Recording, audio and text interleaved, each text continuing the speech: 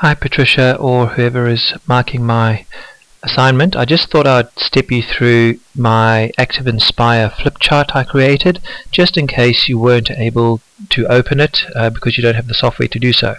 So I have created a series of pages. This is the first one. This is what the students would see. I would project this onto my interactive whiteboard, and we work through this together. So for example, the question was, in Aboriginal culture, what is the dreaming? And the idea is that the students would pick up the pen and would have a scribe, and they would scribe on this area here what they believe the dreaming to be. So it would be a brainstorm.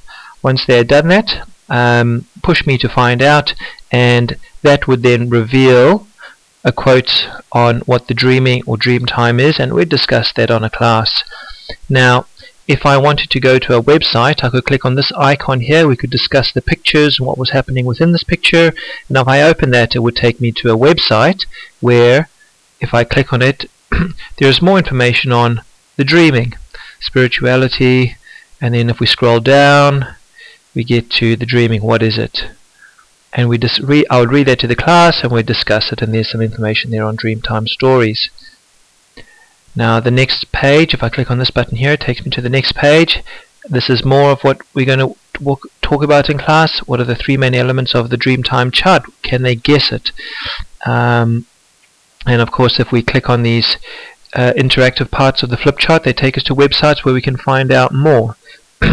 I won't do that. Well, okay, let's go to this one here. And here we have the Dreamtime chart, and we talk about that the dreaming has three elements: the physical world, the human world, and the sacred world. And we have some more information here which we'd discuss. I would read to the class and we discuss together. And of course, I can actually overlay the interactive whiteboard software over this page, and we can highlight and discuss more about this particular website. Again, here is interactive element of my flip chart. So he says I'd have one student come up, and this is just as a bit of a by the by, drag the boomerang around, and if it hits the kangaroo and returns to the hunter, do the hunters actually dine on kangaroo tonight? And if they clicked on the fire, they would hear this.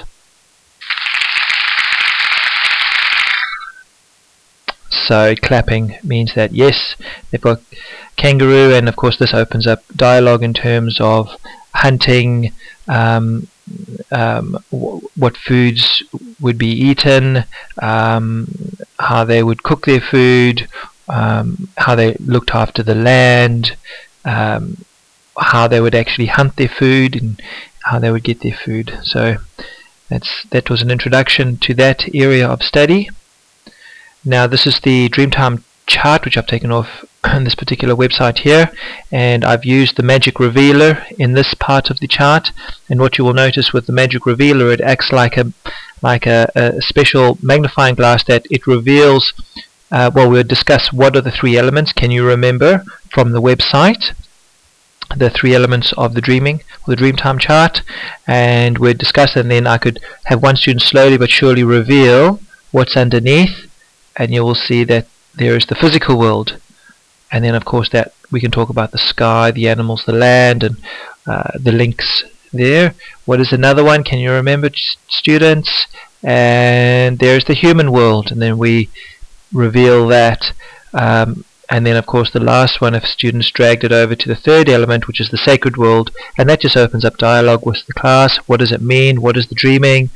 Give me examples. What's your interpretation of it? Use this chart to help you describe it and more. And I quite like the guessing element of it. Oh, what could it be? What could it be? Oh, just reveal just a few letters at a time. Yes, and they've got it. So it really does engage the students, and they really thoroughly enjoy doing this type of work on the interactive whiteboard. Thirdly, I go to my next flip chart. Now this is actually taken off YouTube. I've embedded it within the flip chart, and it's an actual Aboriginal Dreamtime story spoken by one of the elders to three students. And again, it opens up dialogue. I mean, they get to actually hear an actual Dreamtime story, and we discuss what it's teaching us, because Dreamtime stories basically teach a lesson. They tell us how to be, how to behave, what are the rules of our society. So for example, if I'm just going to very, very quickly play this for you, hopefully it doesn't take too long to load. And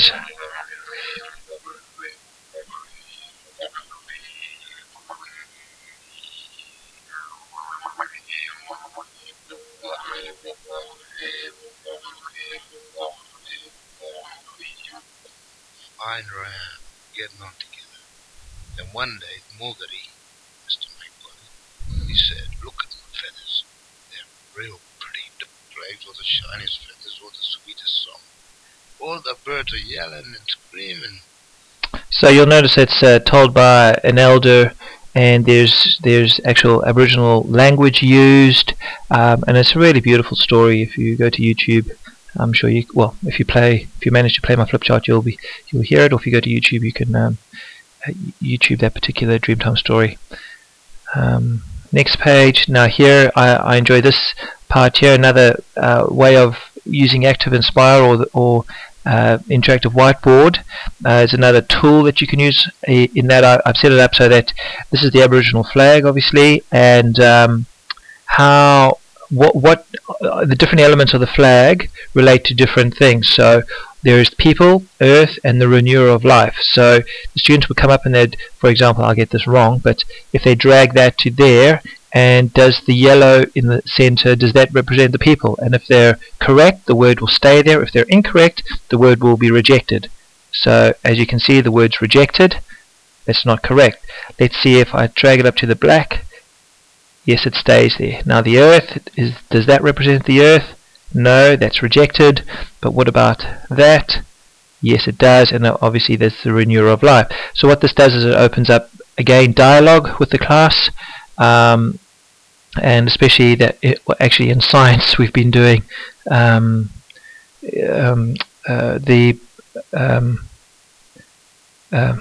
had a mind blank. In science we've been doing the food chain, and what is the very first thing on the food chain? Well, it's the sun. And if one student gets it wrong, or we want to do it later on in the week, we can reset the page and it all goes back to start.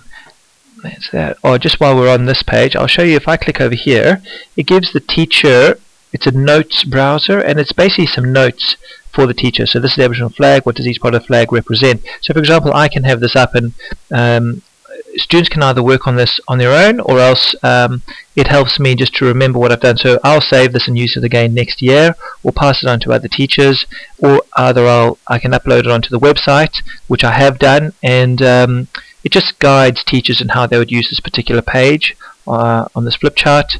And as you can see, that if you read that, you'll just see it just tells teachers what to actually do. Now, what do we know about the Torres Strait Island flag? Now, I've broken it down, I've cut it and pasted different elements here, and the students are to tell me what they know. And what they will do is they would come up to the board and maybe helping each other out. They would drag, for example, I'll get this wrong, that means the land, so they would draw an arrow to the land. That means okay, we'll do that's wrong. Okay, and let's just do that. Now students will go, yes, no, that's correct. Okay, let's take a vote. And then we would reveal by clicking on the little symbol here that reveals what the actual arrows are. So those are the correct arrows, and then those are the arrows that we drew in. And then I can reset it back. And so students are able to draw over the top, and again, this can be used by one student or a whole class, and it can be used again and again. It gives it the element of guessing, I suppose, and that excitement, I guess, on whether they get it right or wrong. And I think, okay, and these are just, oh, I like this one. This is the little viewer, and you can drag this around. Now, students, can you please tell me what flag is this revealing? As you drag it around, oh, what is that? Okay, oh, here we go. Here's a clue. And as you're revealing it around the page, the students are able to guess what they think it is. Now, we've just seen this is the Torres Strait Island flag. We've just actually seen it, so it's a bit obvious. But of course, you can use this particular flip chart. We could come back to this a week later. We don't have to do this in one lesson. And the students could then, and you can make it smaller if I can. So you can make it as small as you want, or as large as you want. and then it gives more the clues away. So you can start off very, very small and slowly make the spyglass larger and larger, and see if students are able to guess what is below the curtain. And if there's more information, students can visit the Australian Museum or Aboriginal Culture. There's a link to that, so they click on that, it takes them to a particular website, and then back to the first page, which goes all the way back to the beginning. And I'll hide that quote so they can't see that for next time. And that's my flip chart. So if you can't actually open it yourself, I've just stepped through it and saved it as an AVI, which hopefully you can open, and that will show you this particular flip chart and how I've used it in the classroom to engage your students, and teaching aspects of the dreaming and the Torres Strait Island, as well as the Aboriginal flag, and hopefully opening up a whole lot of dialogue with students so that I can then think about what I'm going to be teaching next, to satisfy their curiosity, as well as trying to stick to the actual topic of the curriculum as best I can. Okay.